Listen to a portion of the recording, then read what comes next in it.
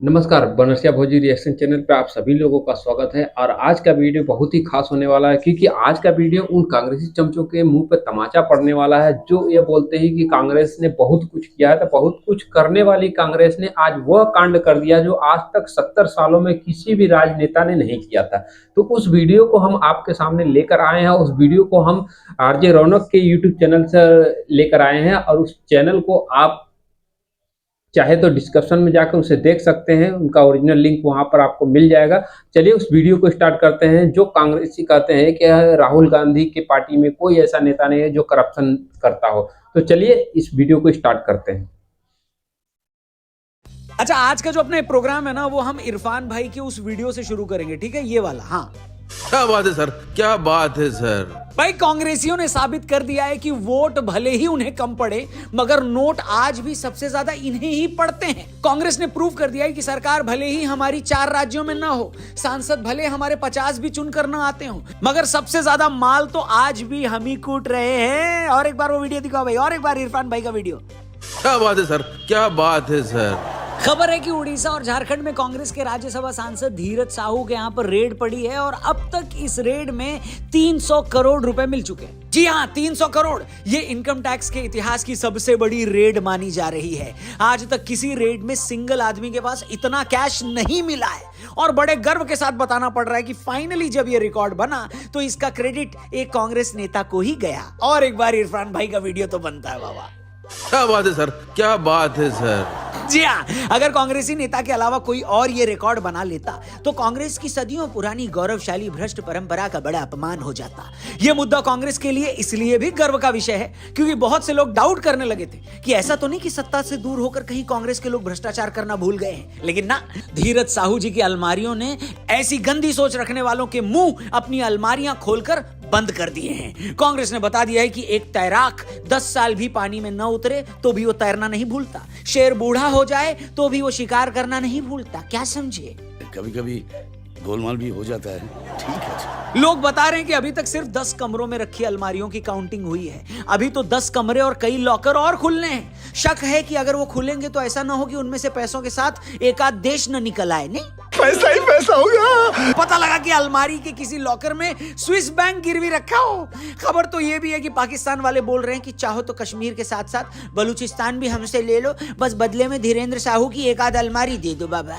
मुझको भी तो लिफ्ट करा दे। आप नोट मिलने का इससे अंदाजा लगाएं कि ये सारा पैसा अलमारियों में मिला है, बोरियों में मिला है, बैगों में मिला है। इतना कैश मिला है कि कैश गिनते गिनते अब तक 4 मशीनें खराब हो चुकी हैं। काउंटिंग करने के लिए बड़ी मशीनें ओडिशा से मंगवाई गई हैं। टोटल 40 मशीनें काउंटिंग के काम में लगी हैं। जो अफसर बेचारे काउंटिंग कर रहे हैं वो काउंटिंग खत्म होने से पहले उस साइट को भी नहीं छोड़ सकते। बाहर का कोई आदमी अंदर आ नहीं सकता, इसलिए 4 दिनों से वो लोग बेचारे सिर्फ ब्रेड और केले खाकर पेट भर रहे हैं। आम आदमी ब्रेड खाकर पेट तब भरता है जब उसके पास पैसे ना हो, और यहां पर कुछ लोगों को इसलिए ब्रेड खानी पड़ रही है क्योंकि गिनने के लिए पैसा बहुत है। वाह रे देवा वाह, उठा ले रे बाबा।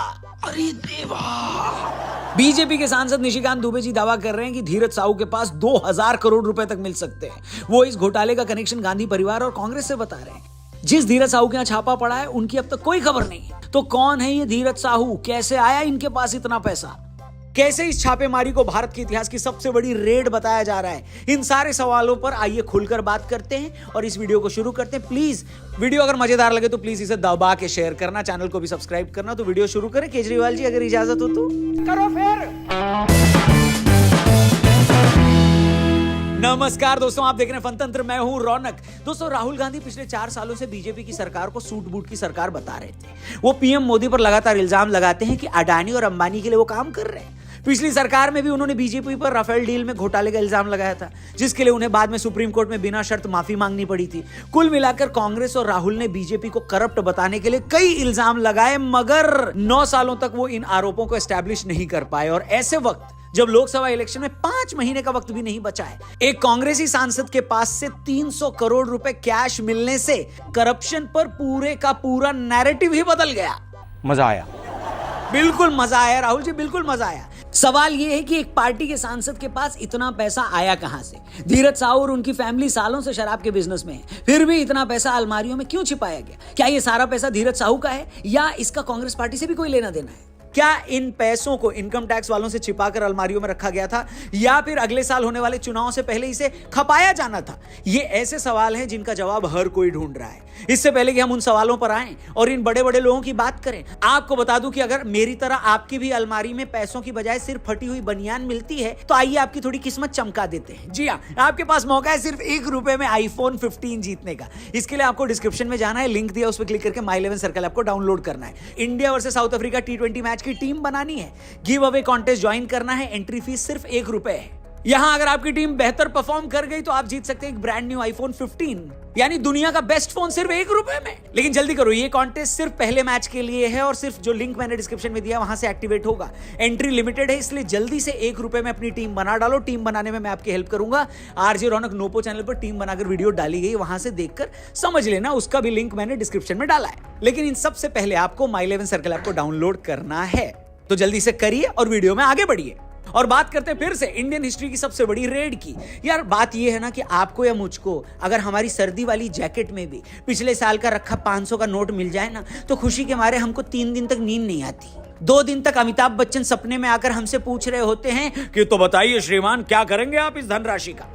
जी हाँ, सिर्फ ₹500 अचानक मिलने पर लोग ऐसे बौरा जाते हैं। अब इमेजिन करिए उस आदमी का जिसके घर पर 20 अलमारियों में सिर्फ नोट भरे हैं। अब सोचो जरा, ऐसे आदमी के घर पर आप गलती से अगर मेहमान बनकर चले जाएं, आप सुबह उठकर बाथरूम गए, बाथरूम में हाथ पोंछने के लिए टॉवल नहीं मिला और आपने टॉवल ढूंढने के लिए उनकी लोहे वाली अलमारी खोल ली, और जैसे ही अलमारी खोली आपके मुंह पर 500-500 के नोटों की 500 गड्डियां गिर गई। बाय गॉड, हम में से आधों ने तो वहीं गश खाकर गिर जाना है, हम में से आधे लोग तो सीधा ऊपर चले जाएंगे। अब सोचो ऐसे लोगों के बारे में जिनके पास इतना पैसा है कि उन्हें यह तक नहीं पता कि वो पैसा रखा कहां है।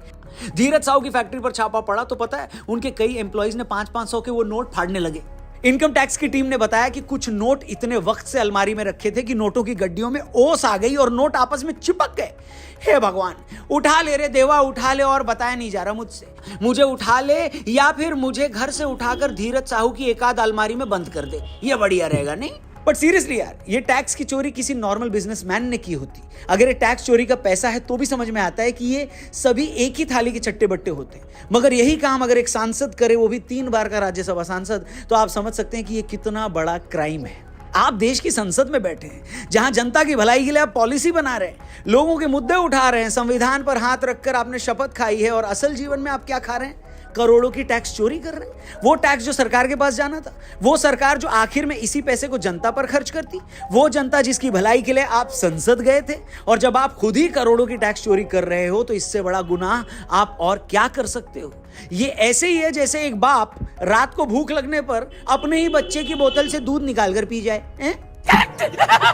मजे की बात यह है कि जिस धीरज साहू के यहाँ अब तक 300 करोड़ कैश मिल चुका है और पता नहीं कितने 100 करोड़ और मिलने वाला है, उन्हीं धीरज साहू ने 2018 के अपने हलफनामे में बताया था कि उनके पास सिर्फ 34 करोड़ की संपत्ति है। और तो छोड़ो, ये भी कहा था कि मेरे ऊपर 2.5 करोड़ का कर्जा है।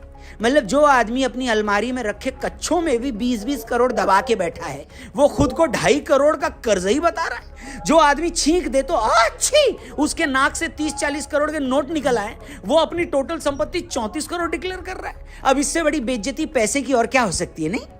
आर यू कॉमेडी मी?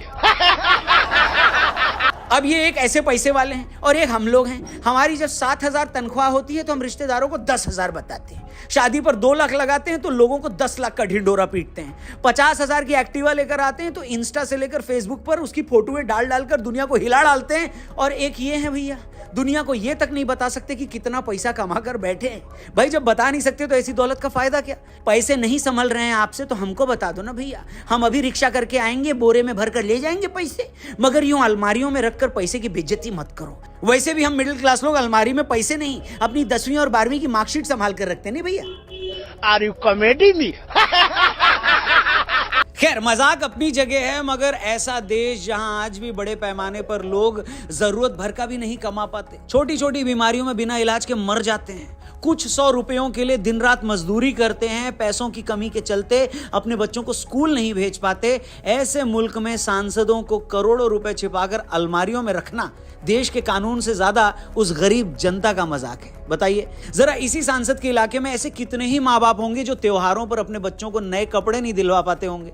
कितने ही लोगों को यह टीस होगी कि सिर्फ थोड़े पैसों की वजह से वो अपने बूढ़े माँ बाप का इलाज नहीं करवा पाए। अगर उनके पास कुछ 100 रुपए होते, एक आध हजार भी होता, तो वो अपनों को बचा सकते थे। और जिस वक्त ये गरीब आदमी अपनी जिंदगी की इस दुर्दशा पर रो रहा था, उसी वक्त उससे कुछ 100 मीटर की दूरी पर एक सांसद की अलमारी में रखे करोड़ों रुपए धूल खा रहे थे। क्या इससे बड़ा अपमान लोकतंत्र का कुछ हो सकता है क्या इससे बड़ा पाप एक देश अपने लोगों के साथ कर सकता है क्या? ना, बिल्कुल नहीं कर सकता। हकीकत यह है कि धीरज साहू जैसे कुछ एक मामले ही सामने आते हैं, जबकि बाकी धंधों की तरह पॉलिटिक्स भी प्योर बिजनेस ही है। ऐसा बिजनेस जिसमें आप शुरू में इसलिए इन्वेस्ट करते हैं ताकि बाद में और कमा पाएं। वरना सोचिए कौन नेता होगा जो सिर्फ जनता की सेवा करने के लिए अपनी जेब से करोड़ों रुपए लगाकर चुनाव लड़ेगा? बताइए, आखिर क्यों टिकट न मिलने पर यही नेता मरने मारने पर उतारू हो जाता है? क्या सच में इन्हें जनता की सेवा का पैशन होता है जो टिकट न मिलने पर भड़क जाते हैं? बिल्कुल नहीं। वो करोड़ों रुपए लगाकर सांसद और विधायक बनते ही इसलिए हैं ताकि इस पद पर आकर अपने लिए और अरबों रुपए कमा सकें, अपने और अपने परिवार के धंधों को और चमका सके। सिर्फ 5 साल में इतना पैसा कमा लें कि दोबारा न भी चुने जाएं तो भी सारी जिंदगी बैठ कर खा सके।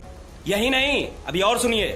तभी तो जब इनके यहां पर रेड पड़ती है तो इनके 10-10 ठिकानों पर छापेमारी होती है, वरना तो आदमी का एक ही ठिकाना बनाने में जिंदगी गुजर जाती है। नहीं, आखिर में यही कहूंगा दोस्तों कि ऐसा नहीं है कि ये बेईमानी, ये चीटिंग कोई एक पार्टी या उसके सांसद विधायक ही कर रहे हैं और दूसरी पार्टियों के नेता नहीं करते। ऐसा बिल्कुल नहीं है। इस हमाम में सब नंगे हैं, सब यहां पैसा बनाने ही आए हैं, बस उनके करप्ट होने की डिग्री का फर्क है। जो लोग पूछते हैं कि क्या वजह है कि 9 साल बाद भी नरेंद्र मोदी की पॉपुलैरिटी ऐसी बनी हुई है, क्या वजह है कि आज भी सिर्फ उनके चेहरे पर उनकी पार्टी के लोग सांसद विधायक बन जाते हैं, ये सब कुछ हो रहा है तो सिर्फ इसलिए क्योंकि मोटे तौर पर अब भी इस देश की जनता को लगता है कि ऐसी भ्रष्ट राजनीति में अब भी मोदी ही इकलौते नेता हैं जो कुछ भी कर लें मगर करप्शन नहीं करेंगे। और जिस देश ने सालों साल तक इतने घोटाले देखे हों, वहां ऐसे एक भी लीडर का होना लोगों के लिए बड़ी बात है। बस उम्मीद यही करनी चाहिए कि जब भी जांच एजेंसियां ऐसे भ्रष्ट नेताओं पर रेड मारें तो ऐसा करने से पहले उनकी राजनीति न चेक की जाए।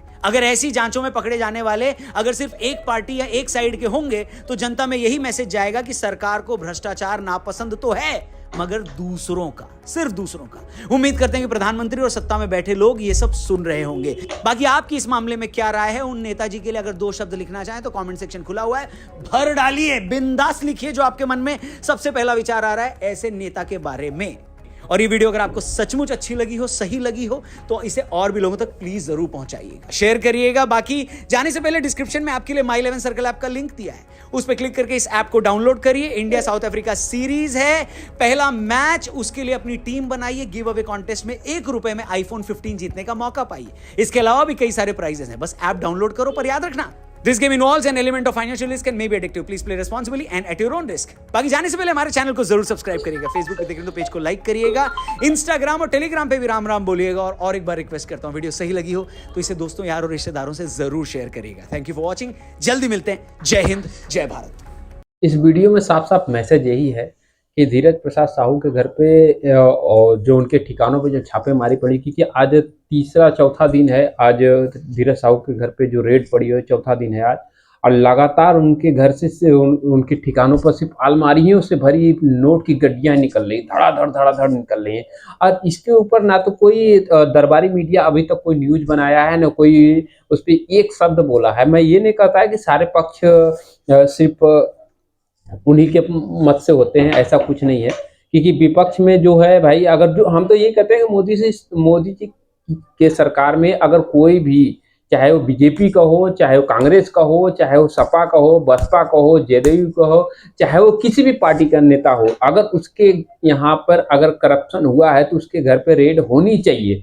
और वो भी हो तो खुलेआम जनता को दिखाना चाहिए, जिस तरीके से इन्होंने इस सिस्टम ने आज इसका पोल खोला है। अब अलग अलग राय है सबकी, और आपका इस वीडियो की क्या राय है, इस वीडियो में जरूर अपनी बताइएगा। बाकी मिलते हैं हम ऐसे टॉपिक के ऊपर, तब तक के लिए जय हिंद, जय भारत।